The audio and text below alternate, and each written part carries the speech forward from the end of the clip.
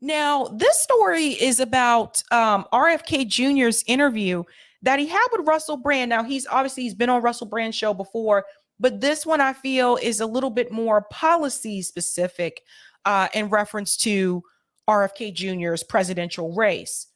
One of the issues that is brought up is censorship. We'll get to that one in just a second. But I want to focus on the issue that he brings up before that, which is the funding. Now, some of you have asked questions about this before. Where is the money going in reference to RFK Jr.'s campaign? Who are, the donors? Like, is he taking corporate money? Those types of questions. And I think you're going to get an answer to that now. So let's go ahead and dive in there. If you are willing to and able to, and if there is any value in, because I would say there is, to say, like, it seems that what I can infer from what you are saying is that you would not accept donations from corporations, whilst I acknowledge it's likely. I mean, been speaking to Jack Dorsey, who I know is donating to your campaign, and we're just going to pause for just a second because Russell Brand asked like really long questions. So we're going to pause. We're going to pause in between the questions so I can just break some things down, because sometimes by the time he gets to the end of the question, people forgot, like, wait, what was the question? So he's asking him about the type of donations he's willing to take for his campaign. Like, is he going to basically refuse to take corporate donations for his campaign? He pointed out that Jack Dorsey, who is the former CEO of Twitter, has also donated to RFK Jr.'s campaign. So that's where we are right now. Before he finishes this question, I just wanted to break that part down. In a sense, it would be self-effacing and self-destructive not to accept money from well-intentioned, wealthy individuals. I think what we're talking about is, will your campaign end up being funded by the very interests that are ultimately... I want to go back to this point. I'm sorry.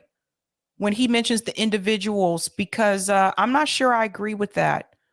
Because I would say there is, to say, like, it seems that what I can infer from what you are saying is that... Oh, sorry. I didn't go back far enough. I'm sorry, guys. Anyone watching this, if they have ADD, they're probably like, well, she just get this shit figured out. Sorry.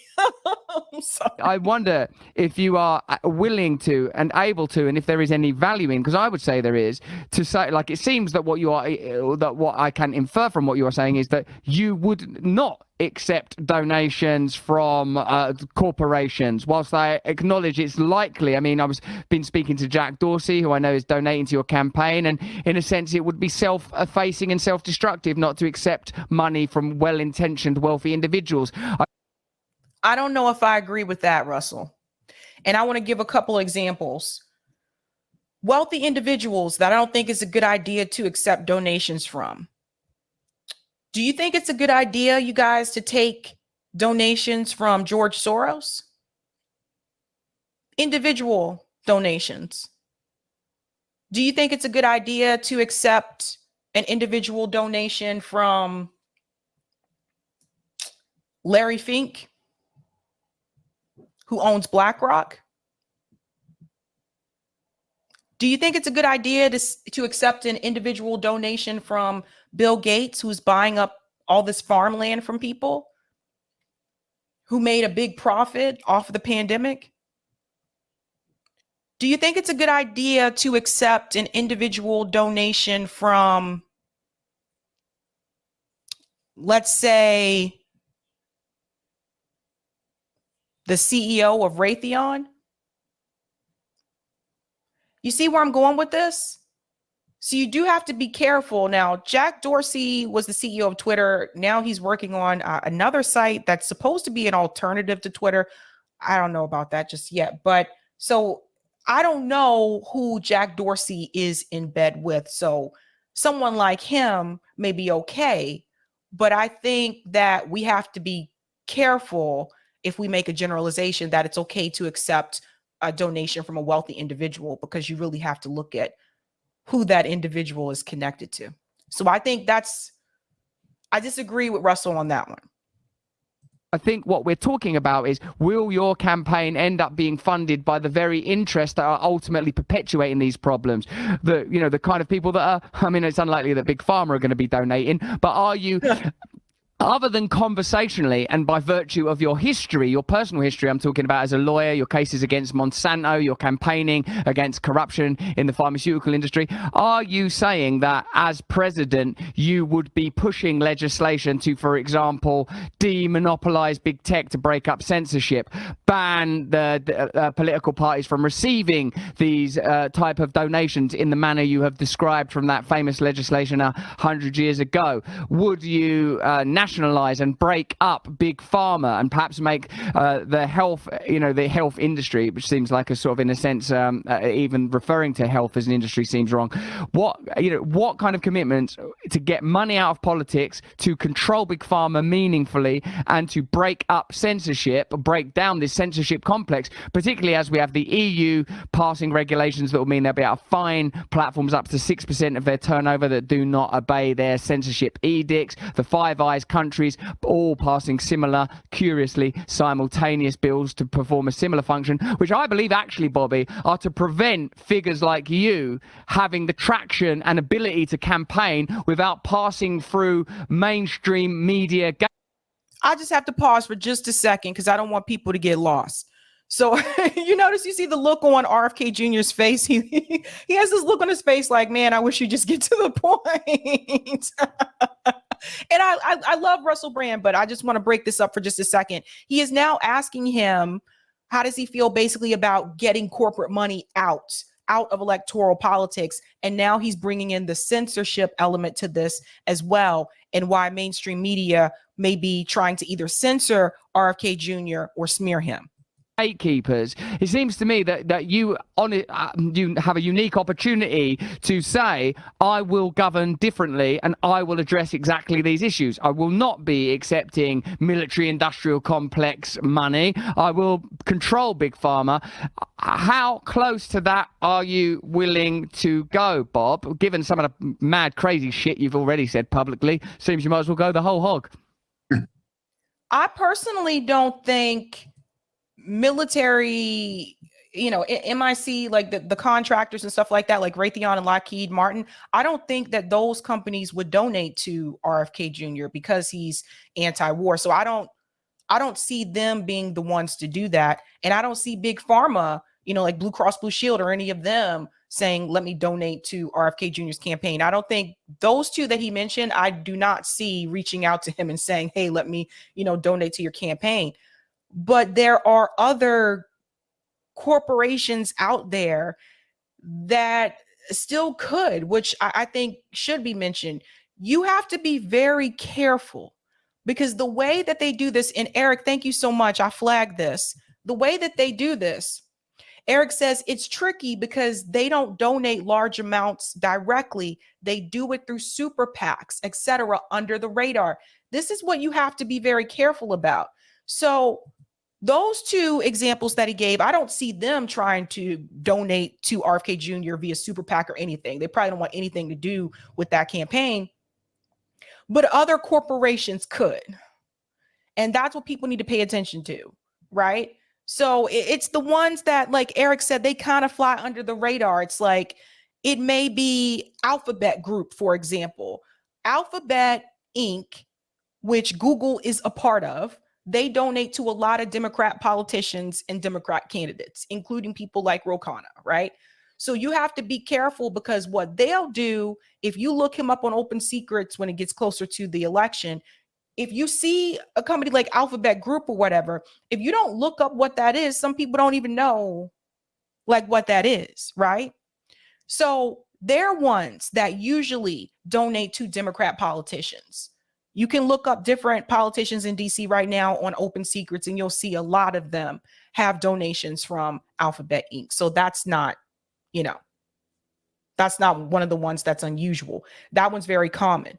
But then there's also this issue, which I brought up with Jill Stein. Like, do we think that he just doesn't know in reference to the Israel-Palestine conflict and needs to be educated on it? Or do you think he's afraid of the Israel lobby? And you have to be conscious of that particular group as well, because what I want to say is that he could get donations from the Israel lobby in the form of a PAC. And so you may not even realize that that's what that is unless you dig a little bit deeper. And we've seen this before too with other Democrat politicians, people like, I always forget this guy's name, and this is really bad. Tory, who's the guy in New York City? He's annoying. He's progressive. They call him progressive, but he's not really progressive, but I'll get back to it. I always forget his name. It's like I can see his face, but he's very much pro like Israel lobby, that kind of thing. Hakeem Jeffries, that's another one. Like you may see they may get donations from a PAC or something like that. So it may not say that person's name, but that doesn't mean they're not getting that money. So if I was Russell Brand, instead of bringing up the military industrial complex and big pharma, because they're not going to try to donate to him, I would have brought up, what about organizations like J Street? What about the Israel lobby? Like I would have asked him about them, or I would have asked him about some of these tech corporations maybe trying to reach out and donate. Richie Torres. Thank you, Eric. Yes, Richie Torres is another one that loves that. He doesn't hide it. He's very proud about it, that he takes that money. So I think the thing is that he's bringing up two examples that don't really fit with RFK Jr.'s campaign to begin with. You got to bring up the ones that do. And he has told you publicly that he supports Israel, the state of Israel, in this issue with Israel and Palestine. So I would have asked about that lobby. Let's go.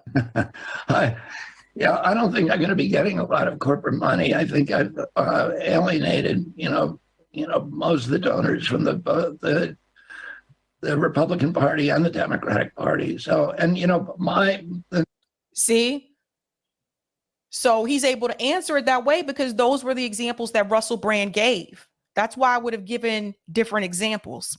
My campaign is essentially crowdsourced. We've raised over the past 3 days $1 million a day from $10, $20 donations, people giving them to us. I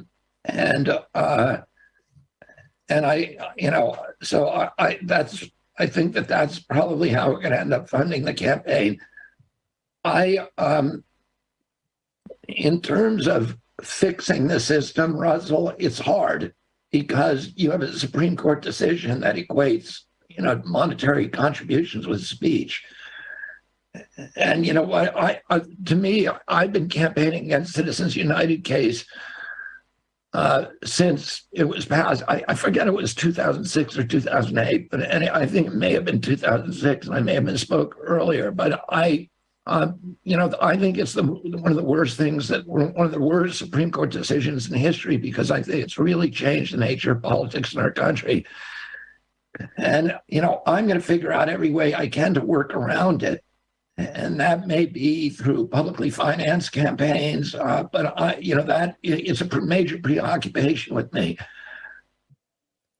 That should be a priority, publicly financing campaigns. That should be a definite, I wouldn't even sit back and think, oh, I wonder if that's something we should pursue. No. That should be a yes, because the reason why most of the politicians don't actually do anything for the American people in this country is because they're all bought and paid for. They've been sold off to Blue Cross Blue Shield. They've been sold off to Raytheon. They've been sold off to Alphabet Group. They don't really belong to us, even though we're their constituents. They support their donors, the people who are giving them money that help them continue to become reelected.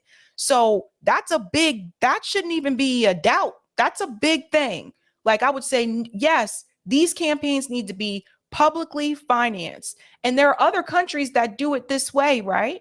So when Claire Daly was on this show, she explained to me the reason why they were able, people like her and Mick were able to win and get into office as independents, is because they don't have this issue with corporate money in their elections in a country like Ireland. They don't have to deal with that. You see what I mean? It's publicly funded. They don't have to. So that's how you weed out some of that corruption. So I would put that as a yes, a definite yes. in terms of, what was your other question in terms of censorship and how to ensure? Yeah. So I'm very alarmed with what the European countries are doing right now, because it's completely anti-democratic. And now you're going to have the countries censoring dissent about government policies, which is not a function of democracy. That is clearly a characteristic of totalitarian regimes. Just going to pause there for just a second. An example of that is France right now. I don't know if you guys have heard, but President Macron has made a statement that he's basically trying to censor people in France who are trying to get the word out about the protests that have been happening there. So he's trying to censor that information so that more of it doesn't go out. I mean, obviously, a lot of it has already gone out. Let's just be real. But that's a problem.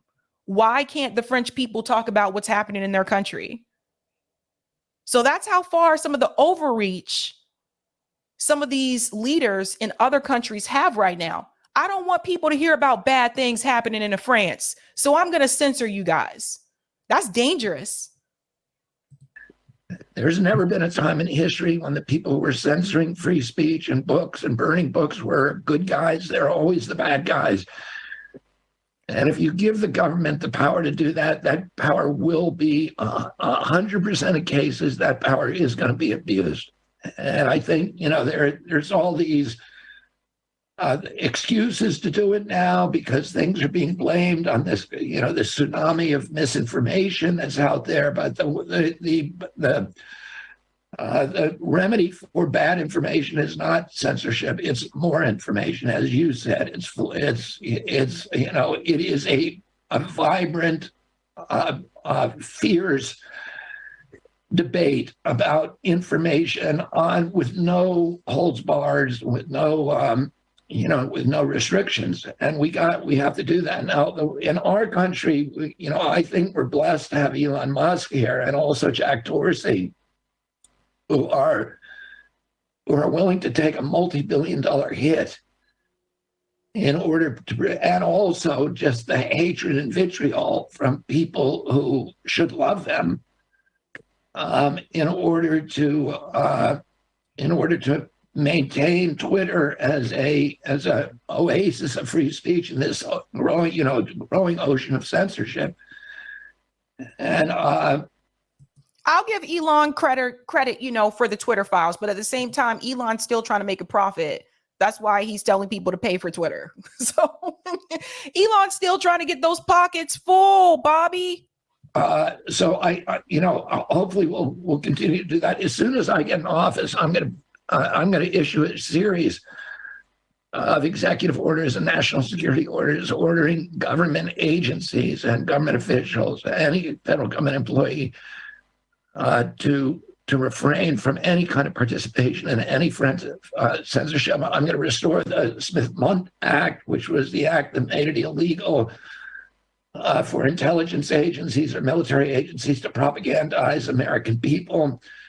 I'm going to bring the big tech titans, the big CEOs, into a meeting in the White House, and I'm going to have an all-day or 2-day or 3-day seminar if we have to figure out how we can do, how they're going to continue to run their sites and to make sure, that things that are not protected speech, like and incitement of violence, those are not protected speech under the First Amendment. Those legally you can censor, or fraud you can censor without it being incursions on the First Amendment or for free speech rights.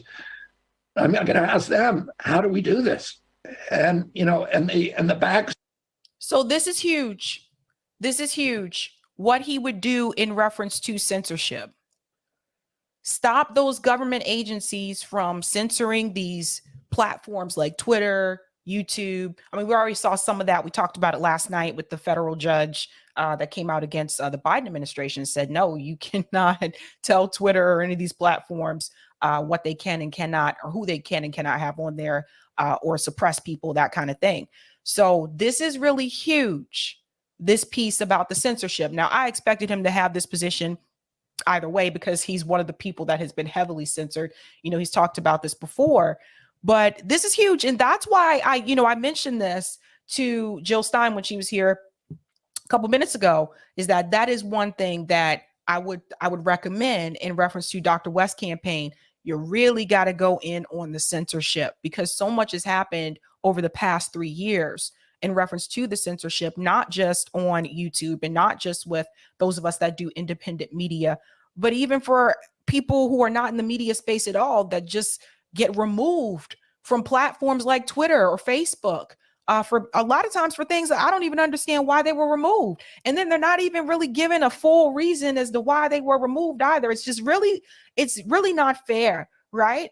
So this issue, mark my words, this issue, the censorship issue, is going to be huge, especially as we get closer and closer to the 2024 election. Stop is, if they can't do it, then I would consider making them common carriers, where it's illegal to censor. I don't want to do that. I think it's much better for them to stay in the, as private companies. But they need to recognize the fact that they are now the public square.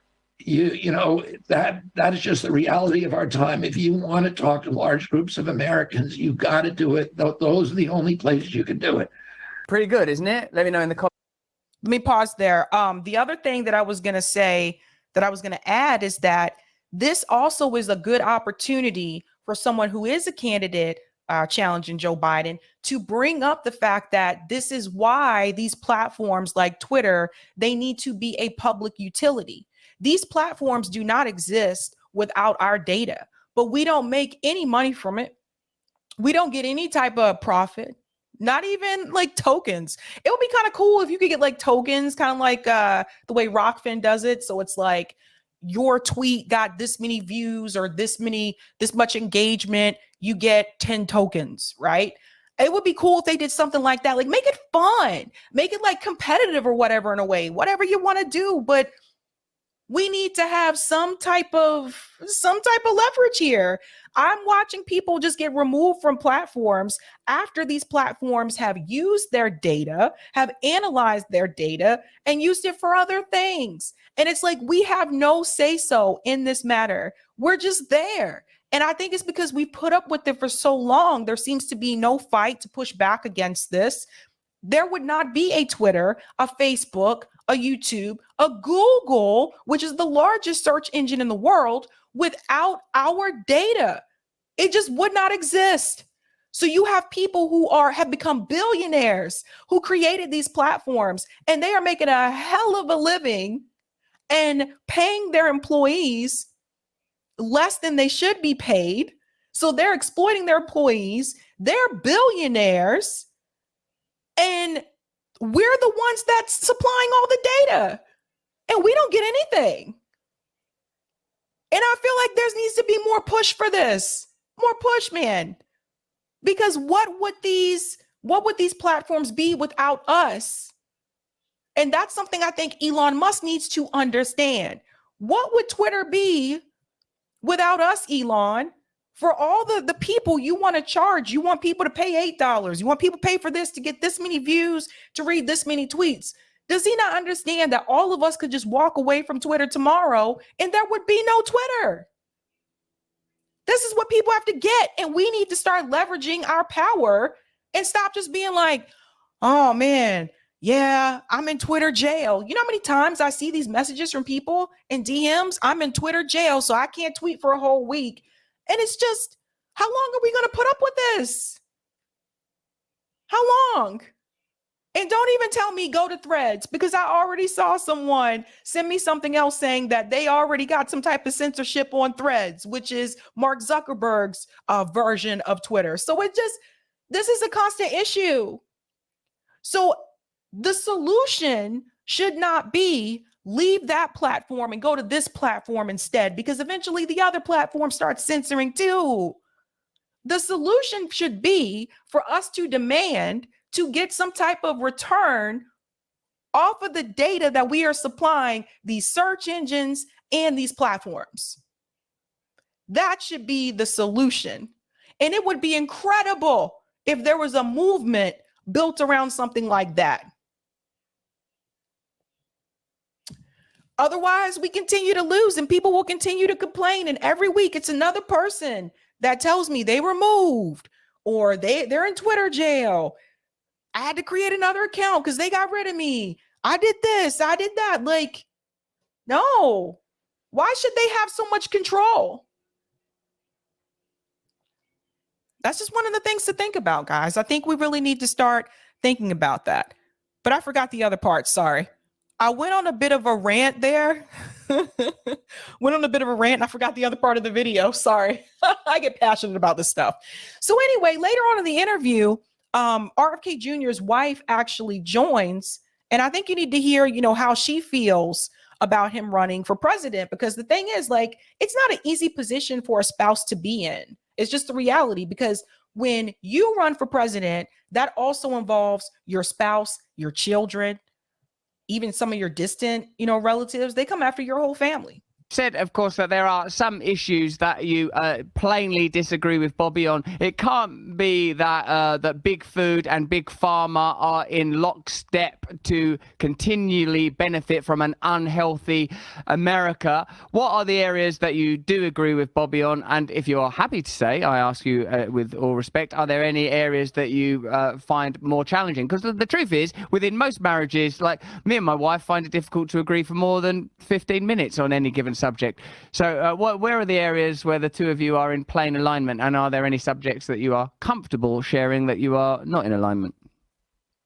Well, if I'm being candid, where we differ is Bobby is very focused on facts and numbers, and I understand feelings and people, I think, in a different way. So even during... That's kind of like, when I first heard this, I was like, that kind of reminds me of me and my husband, actually.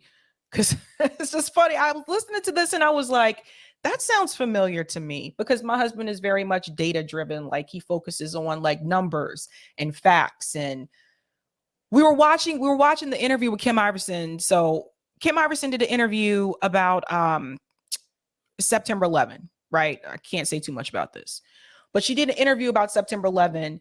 And the gentleman that she had on, he was talking about what happened to Building 7. So if you haven't seen that interview, go watch it. But we were watching the interview and my husband was just like looking at it from the numbers and the data. So he was just like, I think this guy is full of it. Like, he didn't buy it at all. He's like, yeah, but if you look at structural engineering, it also shows that these things can happen and these things can happen. Meanwhile, I was the one that was just like, are you hearing this? Are you hearing what's being said? And what I realized is, like, I tend to go off of feeling and emotion, like, more so. I'll dig for research for this show, but just typically in my everyday life, I tend to go off of the feeling and how people feel and the emotions. Whereas he gets that, but he focuses on what are the facts? What do the numbers say? What does the data say? Right? So it was just interesting when I heard her say that, because I was like, that sounds so familiar. The pandemic, I understand people being afraid. I understand people on both sides being afraid of getting the vaccine, of not getting the vaccine. People were terrified that they weren't going to be able to say goodbye to their mother or father that was passing away. There were so many feelings, overwhelmingly, just filling the air, and people's relationships, and everyone was disagreeing on a lot of things, and a lot of it was coming from just feelings that we were all having. So I think that's sometimes where I don't want to say get off track, but I don't have feelings, Russell. You're a cold lawyer. You're a brutal, heartless lawyer who thinks only in terms of the law. You don't care about people's emotions, like Cheryl, who frankly should be president. Also, the biggest disagreement is about the dogs and whether they should go on the couch or not, or the bed. Yeah, well, dirty dogs shouldn't be on a bed, but that's beside the point. Yeah, I think it's I understand sometimes sometimes I think that feel. And by the way, I don't like doggies on the bed either. Bed is where I lay my head. You know, I had allergies most of my life. I finally got to a point where I'm done with my allergy injections. So I would like to not have to be, revisit that phase of my life. So I don't like puppies on the bed either. I like pups, just not on my bed space. Feelings should be addressed first, and maybe science second. So I don't know if that makes sense or if that is understandable, but that's how I feel. It's interesting, isn't it? Because I suppose culturally we live in a space where science has, to some degree, has become the prevailing orthodoxy. And this is often without acknowledging that some science is a subset of certain interests. And I think the point that you are making about feelings, all of us know in our individual and familial lives that what we're dealing with are our emotional reactions to our own lives, to the relationships we have, to the way our experiences are either inhibited or encouraged. Those kind of conversations, though, I suppose, Cheryl, the risk is that people are able to be dismissive because of subjectivity, because of the very thing that makes it special, i.e. our individual experience as conscious entities is private, divine, perhaps connected to the prima materia of reality, consciousness itself, the crucible of all reality, God's self held within each of us individually, enshrining all of us collectively. It's a difficult thing when politics is primarily about who gets what, where, when, how, when it becomes about the instantiation of power, the manifestation of power, the organization of resources. In a sense, I suppose, within any marriage, being complementary to one another is different from being the same as one another, I suppose. So perhaps having a feeling intuitive person as well as a cold, unfeeling brute that cares only for legislation seems like a recipe for a successful marriage. Oh, well, I agree with what you're saying. It is, oftentimes perception is reality to people. So you have people that have read one article and they truly believe that article that they read. And then you have another group of people that have read a different article and it says something completely different, but that is also their reality. So it turns people against us and against each other. And like you're saying, we are all one. We're all one. We all want the same thing. We all want our children to be healthy. We want each other to be healthy and happy. And the only way to do that is to stop, to listen to each other, and I agree. to have a conversation and to try to understand the other person. I think that's very important. Like what she was saying there, that you just have to listen to other people sometimes. And like, even if you do disagree with them, it's still good to have the conversation. I'm laughing at the dog on the bed comments in the chat, but it's really interesting. But the point I think that she was trying to make there is that some of these articles, some of the information that we take in, sometimes it is open for interpretation, and some people may interpret things differently. And I think if you're one of those people like RFK Jr., that is really more of a data numbers type of person, I think that you're able to not focus on, well, it could be this or it could be that. You're looking strictly at the data and the facts. And I think that's something to keep in mind, guys. Like, even when we read articles, like, some people may interpret it differently, right? I'm gonna go to some of the comments here and we'll go to our next story. Giovanni says, Sabby, in Italy, we always had public funding for the political party. Well, they are corrupted anyway. We should find internationally another way. Interesting. Thank you for that, Giovanni. I always love that name. Thank you for the super chat, Roger. We need public financing of ballot measures as well. Right. Because we talked about this with the ballot initiatives, how big money will come in to try to stop some of these ballot measures that benefit the people. And thank you for this as well, Roger. Nationalize this SOB, right? I asked people on Twitter, do you guys think that there should be some type of movement between content creators on YouTube to try to do some type of, I know we can't really form like a union, I guess, because we're technically contractors, right? But something, should there be some type of fight for content creators on YouTube? You know, Marco says, but when you don't let on the bed, they get sad and then they look at you sad. This is true. I am very much an independent, not just by registration, but I'm very much like I was an independent kid and I like to raise independent pets. And if I had kids, I would like to raise them as an independent kid, meaning that I don't want them to get to the point where they get too comfortable. Once you bring them onto the bed, it's hard to get them not to come onto the bed, and then they get comfortable. It's the same theory that I have in reference to, and no shade to parents, but I don't agree with letting the child sleep in the bed with you. You know, I understand maybe they have a bad dream or something. You say, come in the bed or whatever.